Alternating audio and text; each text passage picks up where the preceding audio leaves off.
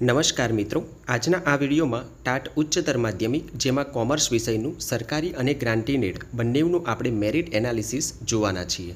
મિત્રો, એક વાત ખાસ જણાવી દઉં કે આ જે મેરિટ એનાલિસિસ છે એ એક અંદાજ છે, બરાબર। તમે એને પોતાનો આધાર લઈ શકો નહીં, એટલે આપણે અંદાજિત મેરિટ મૂકીએ છીએ।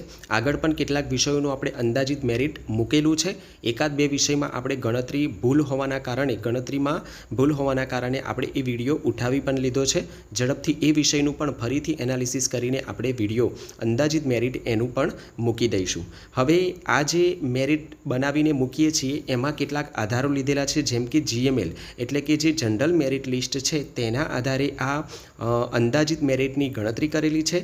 બીજી વાત એ પણ કરી લઈએ કે સમજો કે સરકારીનો જે ઉમેદવાર છે એ સરકારીમાં જગ્યા પસંદ કરે છે અને પછી એ જગ્યા ઉપર હાજર નથી થતો અને પછી નજીકનું કોઈ સ્થળ લેવા માટે ગ્રાન્ટીનેડમાં રિપીટ થાય છે।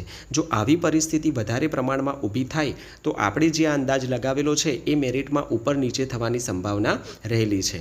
પરંતુ જો કોઈ ઉમેદવાર રિપીટ નથી થતો, જગ્યા બગડતી નથી, આવી સંભાવનાઓ જો વધારે રહે તો લગભગ જે આ મેરિટ છે એ પ્રમાણે જ રહેશે, બરાબર, એવું કહી શકાય। છતાં આપણે એક વાત કરી લઈએ કે આ જીએમએલ આધારે એક અંદાજિત મેરિટ બનાવેલું છે। હવે આપણે સૌથી પહેલાં સરકારીની વાત કરીશું, કોમર્સ વિષય સરકારીનું મેરિટ જોઈશું અને ત્યાર પછી કોમર્સ ગ્રાન્ટીન એડની વાત કરીશું। તો સૌથી પહેલાં આપણે જોઈએ કે સરકારીમાં ટોટલ કુલ જગ્યાઓ 85 છે, જેમાં જનરલ કેટેગરીની 42 જગ્યાઓ છે અને તેઓનું જે મેરિટ છે એ 158 માર્ક્સે અટકે છે। ત્યાર પછી ઈડબ્લ્યુએસ કેટેગરીની વાત કરીએ તો ઈડબ્લ્યુએસ કેટેગરીમાં 154 ગુણે મેરિટ અટકે છે। એસસી કેટેગરીની વાત કરીએ તો એસસી કેટેગરીમાં 148 માર્ક્સે તેઓનું મેરિટ અટકે છે અને એસસી બીસી કેટેગરીની વાત કરીએ તો ટોટલ 16 જગ્યાઓ છે અને તેઓનું જે મેરિટ છે 155 માર્ક સુધી કટઓફ રહે છે। ત્યાર પછી એસટી કેટેગરી જેની ટોટલ 3 જગ્યાઓ છે અને જેઓનું મેરિટ જે છે એ 147 માર્ક સુધી જાય છે।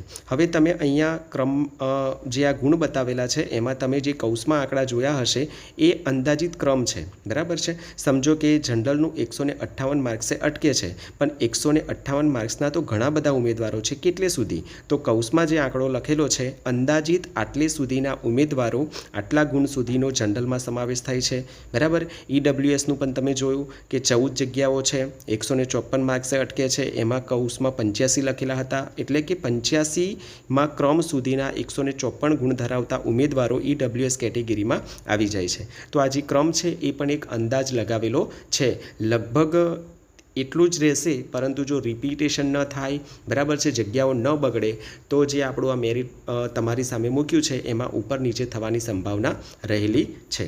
હવે આપણે વાત કરીશું કોમર્સ બિન સરકારી એટલે કે ગ્રાન્ટીન એડની। કુલ જગ્યાઓ 643 જેટલી છે। સૌથી પહેલાં જનરલની 315 જગ્યાઓ છે, તો જનરલનું જે મેરિટ છે 145 માર્ક સુધી અટકે છે।